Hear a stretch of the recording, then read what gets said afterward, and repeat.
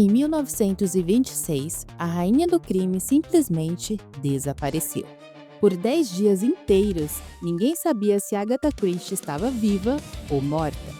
Hoje eu vou te contar essa e outras 9 curiosidades sobre escritores famosos que são tão impressionantes quanto os próprios livros que eles escreveram. Histórias que envolvem mistério, genialidade e até uma que pode literalmente tirar alguém da prisão. Eu passei dias reunindo e verificando a veracidade dessas curiosidades. Algumas você nunca ouviu falar, outras vão te fazer ver seus autores favoritos com olhos completamente diferentes. Mas primeiro, me diga, você consegue imaginar Stephen King jogando a obra Carrie a Estranha no lixo? Ou uma autora que já foi mais rica que a própria rainha da Inglaterra? Então se prepara, porque você está prestes a descobrir segredos que vão mudar completamente a forma como você vê esses ícones da literatura. Vamos começar com o mistério que abalou a Inglaterra em 1926. Agatha Christie protagonizou um enigma digno dos próprios livros. Em dezembro daquele ano, ela simplesmente desapareceu. Deixou o carro abandonado, com os faróis acesos e a porta aberta. Por 10 dias, toda a polícia britânica a procurou e os jornais até ofereciam recompensas. Quando finalmente a encontraram, ela estava hospedada no hotel usando nome falso e alegando total perda de memória sobre os eventos. O caso nunca foi completamente solucionado. Alguns acreditam que foi um colapso nervoso após descobrir a traição do marido. Outros suspeitam que foi uma fuga estratégica para escapar do estresse. E há uma teoria mais ousada, que tudo foi uma jogada de marketing orquestrada pela própria Christie para promover seu trabalho. A rainha do crime havia criado seu próprio mistério não resolvido. E até hoje, ninguém sabe qual é a verdade. Esta é de cair o queixo. J.K. Rowling já foi mais rica que a rainha da Inglaterra, graças ao sucesso monumental da saga Harry Potter. O jornal britânico The Sunday Times estimou a riqueza pessoal de J.K. Rowling em 280 milhões de libras, o equivalente hoje em dia a 2.050.552.493 reais. Ufa! Eu sou rica! Eu sou rica! Imagine só, uma mulher que começou escrevendo num café em Edimburgo, vivendo de auxílio do governo, se tornou mais rica que a própria monarquia britânica. Se isso não é magia, eu não sei o que é. Essa história deveria ser contada para todo escritor que já duvidou do seu próprio talento. Stephen King estava quebrado, trabalhando como professor e tentando escrever nas horas vagas. Ele começou uma história sobre uma garota com poderes telecinéticos, mas achou que não estava funcionando. Frustrado, jogou o manuscrito no lixo. Sua esposa, Tabitha, encontrou as páginas amassadas e disse: "Isso aqui está bom demais para ir para o lixo." Termina essa história. Esse manuscrito, rejeitado pelo próprio autor, se tornou Carrie a Estranha, o primeiro romance publicado de Stephen King, e o início de uma das carreiras mais bem-sucedidas da literatura. Moral da história? Às vezes, precisamos de alguém que acredite em nós mais do que nós mesmos. Esta é uma das histórias mais arrepiantes da literatura brasileira.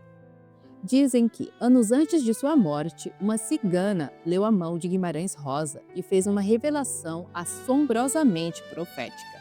Quando ele alcançasse a maior conquista de sua vida, ela chegaria ao fim.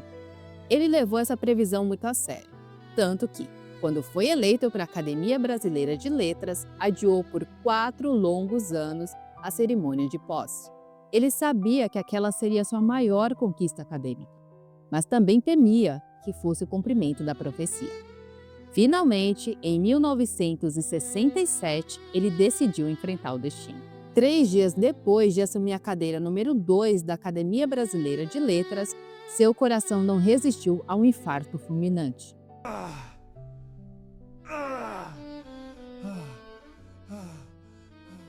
A cigana havia acertado.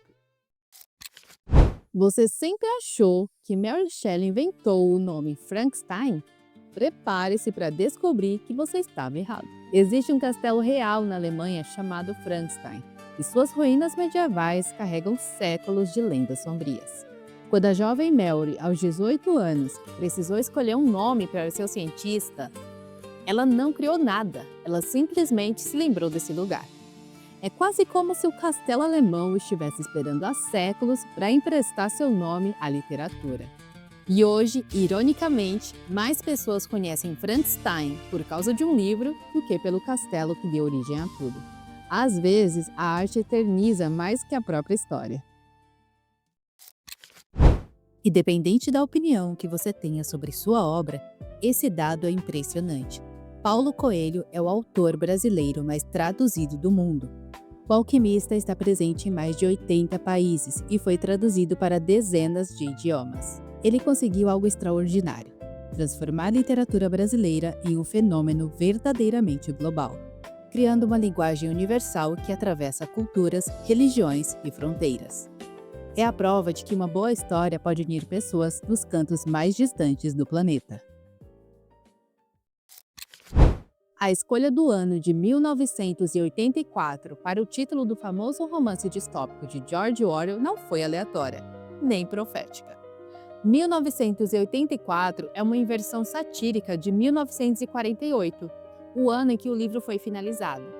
A ideia era dar um sentimento de imediatismo e urgência à ameaça do totalitarismo que o livro descreve.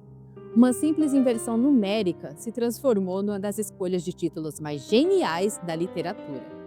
Orwell criou uma data que soava futurista o suficiente para ser assustadora, mas próxima o bastante para ser real. E funcionou além de suas expectativas mais ousadas. Alice no País das Maravilhas começou como o presente mais especial que uma criança poderia receber. Lewis Carroll escreveu a primeira versão completamente à mão, ilustrou cada página e presenteou Alice Liddell, a menina real que inspirou a história. Imagine ganhar um livro manuscrito, personalizado, feito especialmente para você, que depois se tornaria um dos clássicos mais amados da literatura mundial.